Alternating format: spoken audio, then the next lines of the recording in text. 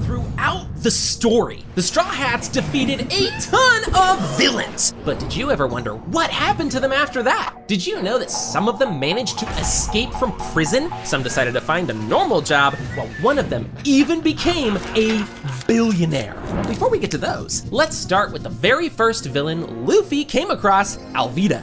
After getting absolutely destroyed by Luffy in episode 1, many fans thought that 𝗕𝐲𝗄 would never appear again in the series. However, that was wrong. You see, almost immediately after losing to Luffy, 𝗕𝐲𝗄 started appearing during manga cover stories, where she got a major makeover since she ate the slip fruit. We don't really know where she found it or how she got her hands on it, but it made her body smooth and slippery, which completely changed her physical appearance. Now slim and attractive, she became an ally to Buggy the Clown after saving him, and eventually became a co-leader of the Buggy and 𝗕𝐲𝗄 alliance. She appeared a few times with Buggy after that, and eventually, after the time skip, she became an official member of the Cross Guild.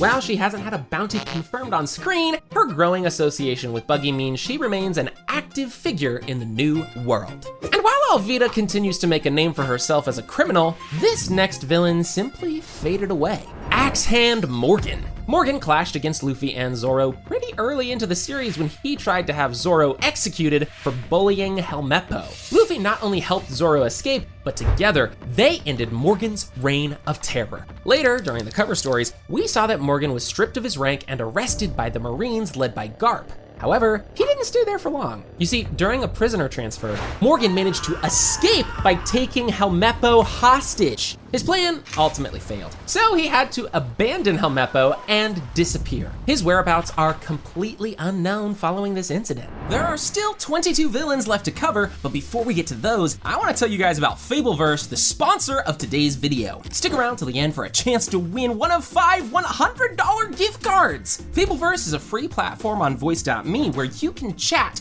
with your favorite anime characters and even create your own what-if stories. However, the coolest thing about 𝗵𝐵𝐴 is that you can also create your own unique character. Just type their name, personality, vibe, and that's it. You can then talk to your character, and they'll even send you images you can see too by pressing the generate character button. There's also a limited time giveaway going on. If you create your own character and send them at least 8 messages, you'll have a chance to win one of 5 $100 gift cards. Click my link in the description now and chat with your favorite anime characters today. Buggy. When Buggy was first introduced, we learned that he was the person who was terrorizing Orange Town. His fight with Luffy was very brief, and at the end of it all, Buggy was sent flying with a gum bazooka. Following Luffy's attack, Buggy eventually landed on the island of rare animals. There, he became friends with Gaimon and decided to leave the island behind soon after. However, his ship soon got caught up in a whirlpool. Thankfully, 𝗕𝐲𝗄 was there to save him. After that, he found the rest of his crew and recovered his missing body parts. He then returned during Loguetown to get revenge on Luffy, only to fail once again thanks to Dragon's interference. His real comeback came when Luffy found him inside Impel Down. By pure chance, he ended up leading a massive prison break alongside Luffy and some other big-name characters. This single moment skyrocketed Buggy's reputation across the world, and after Marineford, he was even invited to join the 7 Warlords of the Sea. Even after the time skip, Buggy kept climbing the ranks. With the dissolution of the Warlord system, he started Buggy's delivery service. He took loans from the underworld and started putting bounties on Marines. He also hired several mercenaries to carry out contracts for him. However, as you could probably tell, Buggy wasn't the best businessman around, and he soon wound up owing a huge amount of money to Crocodile. After that, he was pretty much forced to give control of his entire organization to Crocodile and Miho. Despite being the weakest of the 3, Buggy's name carried the most weight with the Marines, and he ended up being crowned one of the 4 Emperors of the Sea. His current bounty is over 3 billion berries, a ridiculous number considering his actual strength. And while Buggy became one of the most successful East Blue villains, this next character simply gave up. Kuro of the 100 Plans was the captain of the Black Cat Pirates, and the main antagonist of the Syrup Village arc. After getting headbutted and defeated by Luffy, Kuro pretty much vanished. Unlike other East Blue villains who came back in later arcs, Kuro simply retired. Oda later confirmed it in a databook. Although Kuro's retirement made sense, how this next character managed to escape is still a mystery. In the past, Don Krieg led a massive armada, but all of it was destroyed when he entered the Grand Line and encountered Mihawk. He then returned to East Blue, where Luffy finished his career with an armor-shattering gum-gum bazooka to the stomach. After his defeat, Don Krieg was last seen retreating with what was left of his crew. Just until recently, we didn't know where he ended up. But in chapter 1117, we finally got an answer to that. During Vegapunk's final message, if you take a closer look at this exact panel, you'll notice Don Krieg and some of his crew members. Seems like after the events of Baratie, they somehow ended up on Pirate Island Hachinosu and are now serving under Blackbeard. Arlong. When he was first introduced, Arlong ruled over Kokoyashi village with an iron fist. He forced the villagers to pay tributes just to survive and killed anyone who couldn't afford it. Arlong even promised Nami that he would free her village if she collected enough money, but when she did, he double-crossed her by having a corrupt marine captain confiscate all of it. After being defeated by Luffy in episode 43, Arlong was arrested by the Marines and taken to Impel Down. As of now, Arlong's exact status is unknown, but we do know what face he made when he found out Jinbei joined the Straw Hats. And even though Arlong failed to take over the East Blue, this next character took over the entire world, but in a different way. Even though Wapol was a forgettable villain, he's actually one of the characters we know the most about after his defeat. Once he was defeated by the Straw Hats and stripped of his power, he wandered the world aimlessly for some time. However, eventually, Wapol figured out a new way to use his devil fruit. He then launched the Wapol Metals toy industry and started producing toy blocks. Despite being a byproduct of Wapol's body, Wapol Metal is one of the strongest materials in the One Piece universe. By the way, fun fact, Frankie actually used this material to construct General Frankie's armor.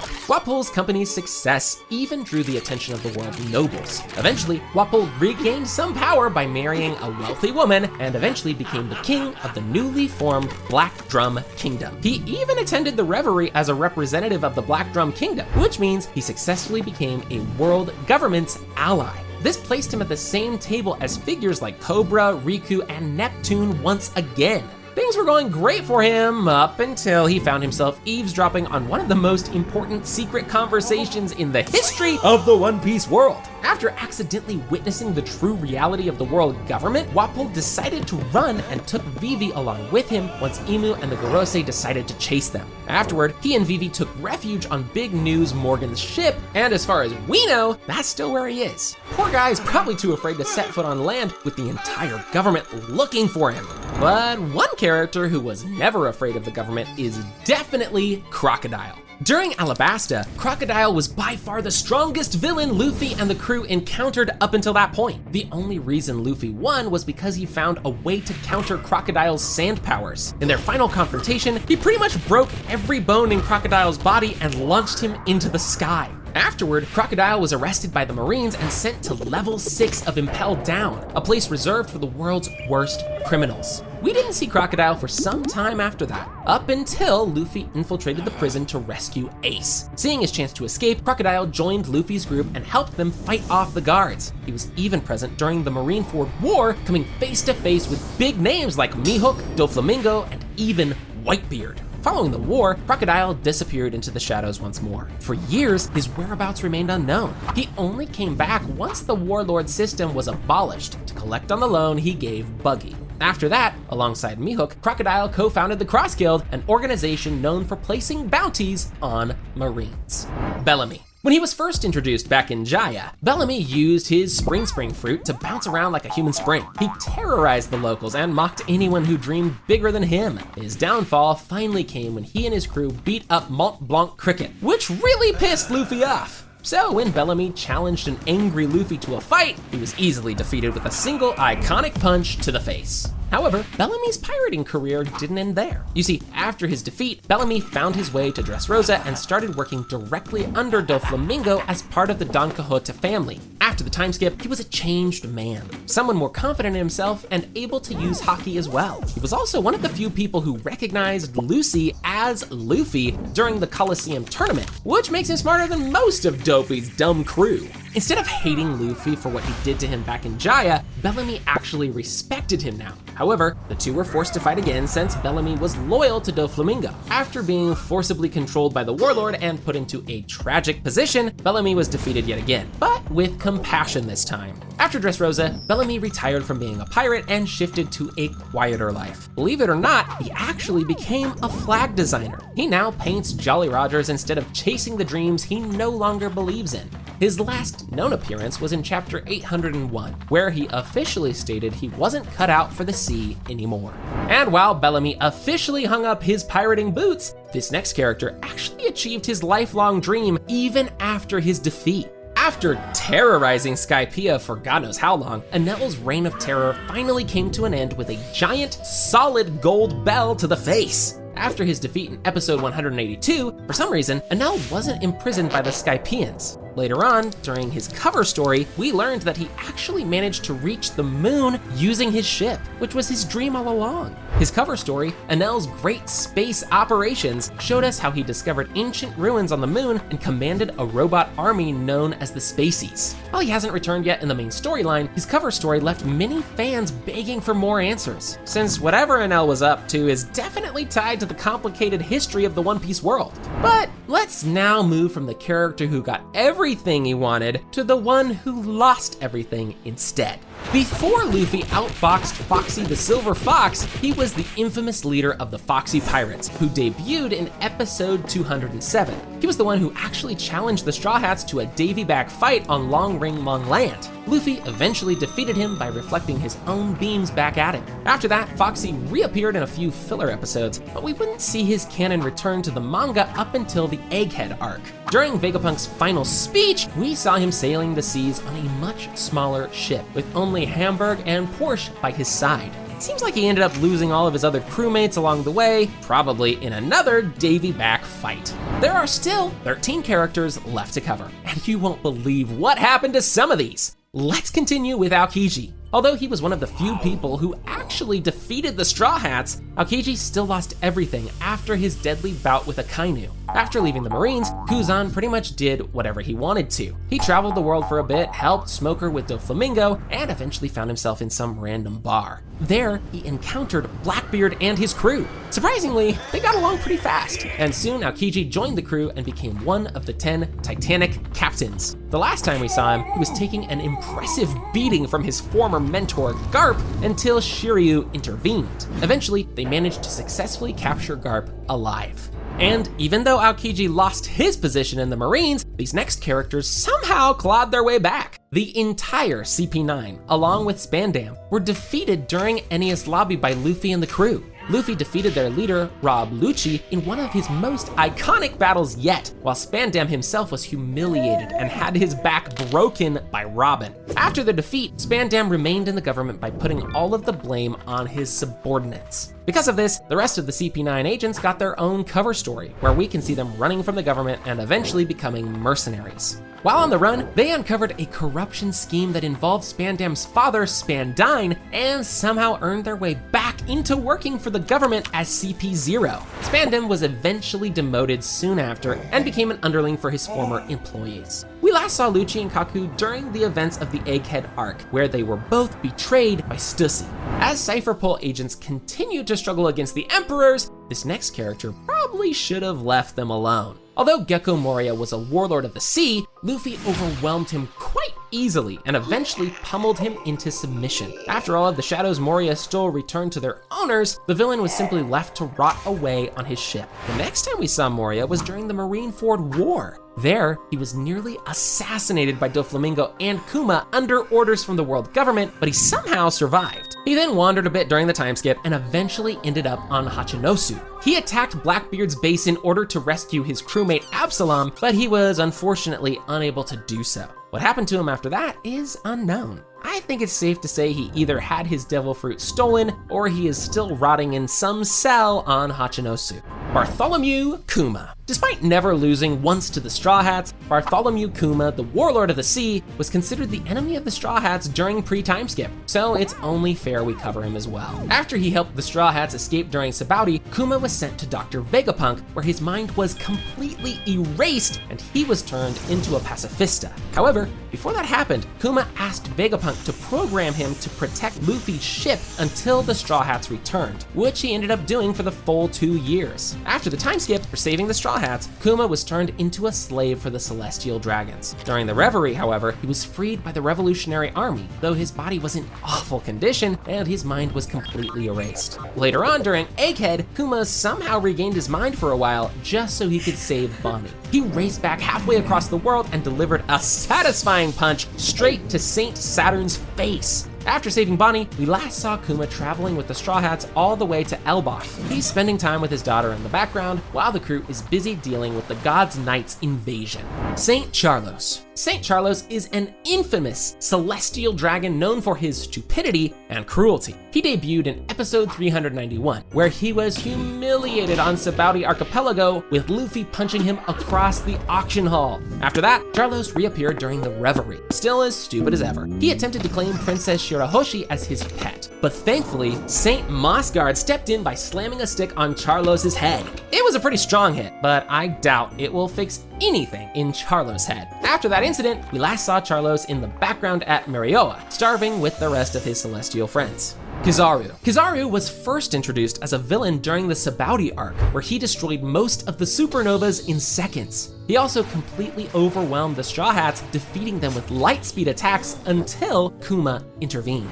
Later, he was present during the Marineford War as well, and he faced off against several heavy hitters before Ben Beckman arrived to stop him. After the time skip, he played a role in the Reverie, but truly became relevant again during the Egghead arc. There, he was sent on the island ahead of Saturn in order to assassinate his old friend Vegapunk. He then put up a very decent fight against Gear 5 Luffy, but was ultimately overpowered. The last time we saw 𝗕𝐫𝗄, he actually helped Luffy by giving him some food so he could recover. And yeah, in case you're wondering, Oda actually confirmed it was 𝗕𝐫𝗄 who brought Luffy the food. And even though 𝗕𝗫𝗄 changed his mind about Luffy, this next character had no intention of letting our main character live. Besides the admirals, Magellan was the first villain in the story who completely overpowered Luffy. Even with a bunch of other characters helping him, Luffy barely managed to escape the prison and was nowhere close to actually defeating this guy. Magellan was even powerful enough to pretty much one-shot Blackbeard's entire crew in seconds. Even though Magellan did everything in his power to stop the breakout, he was eventually demoted for letting hundreds of prisoners escape, even though none of it was really his fault. Anyway, his vice warden Hannibal took over and became the new warden after that. Magellan still serves in Impel Down to this day, and he's still one of the prison's deadliest defenders. Whenever he's not too busy sitting on the toilet, of course. Akainu. Akainu, the Marine Admiral of Absolute Justice, debuted in episode 278. His most infamous battle was against Whitebeard at Marineford, and although he lost that fight, he was strong enough to stand his ground against enraged Whitebeard, which was pretty impressive. Anyway, after the war, Akainu defeated Aokiji in a 10-day duel, taking Aokiji's leg in the process. This brute force secured his promotion to Fleet Admiral sometime during the time skip. After Doflamingo's capture, we saw Akainu scolding the new Admiral Fujitora and even barring him from entering any Marine base in the future. Later, he was seen getting angry at Fujitora for the way he handled the Revolutionary Army's raid on Marioa. Besides raging at Fujitora all the time, he also continuously complains about how frustrating his new job is. He was also pretty angry when the warlord system was abolished, and he felt that the Marines barely had the power to control the alliance between Kaido and Big Mom. During the Egghead arc, he came face to face with 𝗂𝐽 and even delivered a devastating punch to the cyborg's face. The last time we saw Akainu was when he was giving 𝗕𝗏𝗄 an earful before getting scolded back, after which he actually apologized for being insensitive. Hey, I guess there is some good in this guy after all. Caesar Clown. 𝐿𝐴𝐻𝐷 was the main villain of the Punk Hazard arc. Although he was a post-time skip villain, he was still really weak and was easily defeated by the Straw Hats. After his defeat, 𝐻𝐷 was captured alive by the crew and stuck with them for quite a while. He was then forced into alliance with the Straw Hats during both Dressrosa and Whole Cake arcs. His last major appearance was in episode 827, during Beige's assassination plot against Big Mom. After helping the crew in exchange for his services, he actually got his heart back. He then escaped the Whole Cake Island along with 𝐵66 and got reunited with his friend Judge. The two of them then decided to create a new science group called Neomads and continued the research they had done in the past. 𝐵𝗲𝐿𝐴. Before he was beaten to a pulp by Snake Man, 𝐵𝗲𝐿𝐴, the former warlord of the sea, was an impressive underworld figure who debuted all the way back in episode 151. It took a long time, but around 600 episodes later, Luffy finally defeated him in Dressrosa using his new Gear 4 ability.